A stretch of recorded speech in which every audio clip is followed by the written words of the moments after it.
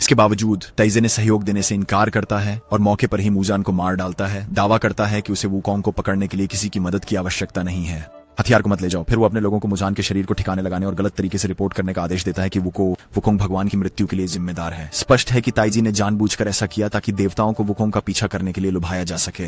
दूसरी ओर एक थकाऊ यात्रा के बाद वुकोंग अपने पुराने घर पर पहुंचता है, जहां वो अपनी सुनहरी छड़ी पाने की खोज करता है। पहले तो वह अपने पालतू जानवर एक विशाल गोरिल्ला से मिलता है और उससे अभिवादन की कोशिश करता है। हालांकि वह जानवर वुकोंग को पहचान नहीं पाता है, वर्षों के पृथक्करण के कारण, और इसके बजाय आक्रामक हो जाता है। सौभाग्य से ये उसे शांत करने में सफल होता है, अकेले का उपयोग करते हुए। उसके बाद दोनों सोने की छड़ी रखी जाने वाली जगह तक पहुंचते हैं। वुकोंग से प्राप्त करने के लिए अपनी सारी शक्ति का उपयोग करता है, लेकिन वह इसे अपनी जगह से हिला भी नहीं पाता। कुछ देर बाद एक सर्प जनरल वुकोंग को रोकने के लिए प्रकट होता है। ताइजी के आदेश पर अपनी सुनहरी छड़ी लेने से दोनों एक भयंकर युद्ध में लग जाते हैं, जिसमें वुकोंग अपने विश्वसनीय के अभाव में नुकसान में होता है। हथियार, वह सांप के हमलों को रोकने में संघर्ष करता है और जल्द ही एक कोने में फंस जाता है। निराशा के क्षण में सर्प गलती से यी को चोट पहुंचाता है, जिससे उसका पवित्र खून सोने की छड़ी पर बह जाता है। अंत में हथियार जीवित हो उठता है और एक शक्तिशाली आभा से चमकता है और अंततः मुहर से मुक्त हो जाता है। इससे वुकोंग में ऊर्जा आ जाती है और छड़ी को संभालने के बाद वह आसानी से सांप के जनरल को हरा देता है और विजय के बाद उसे भगा देता है। जीत वुकोंग की आत्माएं उठाई जाती हैं, इसलिए वह यी को स्वर्गीय मंदिर तक ले जाने का वादा करता है। महल, अगले दृश्य में हम देखते हैं कि क्रूर शांगदे निर्दोष दानवों को मार रहा है जब तक कि एक बच्चे की बारी नहीं आती। यूं जो वहां भी है उस निर्दयी देवता को कुछ पैसे देकर रोकने की कोशिश करता है, लेकिन विफल रहता है। इसके बजाय शांगड़े एक और राक्षस की बलि की मांग करता है। बच्चे की जगह पर लियू अपने दोस्तों को आश्चर्य से घूरता है और जब कोई आगे नहीं आता तो वह खुद को बलिदान करने का निर्णय लेता है। वह खुद क्रूर।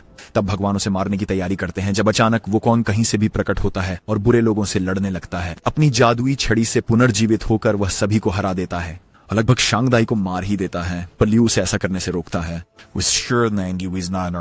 निर्दयी, इसीलिए उन्हें अपने दुश्मनों पर दया दिखानी चाहिए। मुठभेड़ के बाद दानव वुकोंग के लिए जयकार करने लगते हैं और यहाँ तक कि उसकी यात्रा में सहायता करने के लिए सहमत हो जाते हैं स्वर्गीय महल की ओर। हालांकि लियू जिद्दी बना रहता है और अपने भाई का समर्थन करने से इनकार करता है, जिससे वुकोंग अन्य राक्षसों के साथ चला जाता है। राक्षसों के बीच इस बीच सर्प जनरल ताइजी को अपने सुनहरी तलवार को वापस लाने से वुकोंग को रोकने के असफल प्रयास की सूचना देता है। छड़ी, उसने ये महत्वपूर्ण जानकारी भी दी कि एक छोटी लड़की के खून ने सोने की अंगूठी को खोल दिया।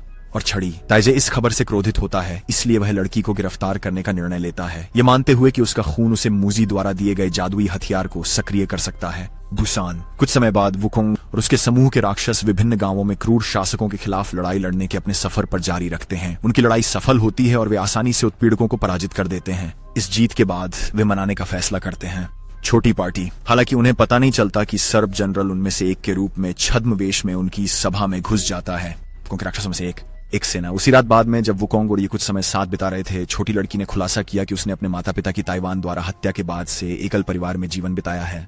वुकोंग उसे सांत्वना देने की कोशिश करता है, उसे आश्वासन देकर कि वह उसे स्वर्गीय महल में ले जाएगा जल्दी ही। अगले दिन वुकोंग और उनकी सेना ने शांगदाई को सफलतापूर्वक पकड़ लिया। हालांकि वुकोंग उसे मार डालना चाहते थे। यी, जो हिंसा से तंग आ चुकी है, इसे अलग तरीके से सोचती है। वह बिना सोचे समझे क्रूर देवता को मुक्त कर देती है। इस निर्णय की वजह से वुकोंग और यी के बीच एक बहस हो जाती है और यी, जिससे वह क्रोध में चली जाती है। जैसे ही वह चली जाती है, सर्प सेनापति अवसर का लाभ उठाते हुए उसे अपहरण कर लेता है। उसके बाद जल्द ही वे ताइजी के स्थान पर पहुंचते हैं। वह तुरंत काम में लग जाता है और अपने खून का उपयोग करके उसे सक्रिय करता है, एक खतरनाक जादू हथियार। फिर वह एक सैनिक पर हथियार का परीक्षण करता है, उसके मन को नियंत्रित करके। मन चौंकाने वाला। दिलचस्प बात यह है, गरीब आदमी में चमक होता है। अकल्पनीय। अब हथियार काम करता है। इसकी पुष्टि के साथ पेजी वुकोंग को नष्ट करने की योजना बनाता है। कोंग की प्रतिष्ठा, तो बिना किसी और देरी के गर्मी वुकोंग के सिर पर कब्जा कर लेता है, उसके शरीर पर जबरदस्ती करता है और उसे अपनी ही सेना के खिलाफ लड़ने पर मजबूर करता है। वुकोंग के प्रतिरोध करने की कोशिशों के बावजूद जादू बहुत शक्तिशाली है और वह अपने आप पर नियंत्रण पाने में असमर्थ है। अपने शरीर को नतीजतन ताइजी तक बनाता है। वुकोंग अपने विशाल पालतू जानवर की हत्या करता है, जिससे वुकोंग का दिल विचलित हो जाता है, हृदय विदारक और टूटा हुआ, क्योंकि वह इन अत्याचारों को अपने ही शरीर से करवाने से रोक नहीं पाता। कुछ समय के बाद जादू नियंत्रित वुकोंग का शरीर विलीन हो जाता है, जिससे वह निराश और पछतावे से भर जाता है। ताइजी मौके का फायदा उठाता है और वुकोंग का सोना छीन लेता है। सोने की छड़ी का इस्तेमाल अपनी जान बचाने के लिए सौदेबाजी के टुकड़े के रूप में करता है।